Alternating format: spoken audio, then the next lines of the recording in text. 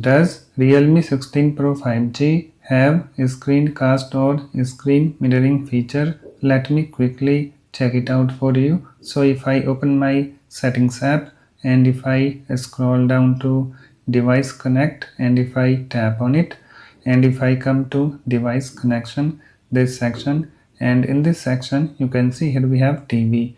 Cast your screen to a TV, projector or other display device. So now it is confirmed that this phone Realme 16 Pro 5G has a screencast or a screen mirroring feature. So to cast your phone screen to a TV or other display devices, you need to turn on the screencast feature on the TV or other display devices and connect it to the same Wi-Fi network as this device. So you can search for display devices.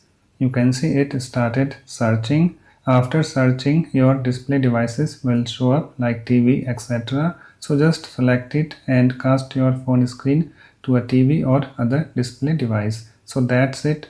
Please like, comment and subscribe for more videos.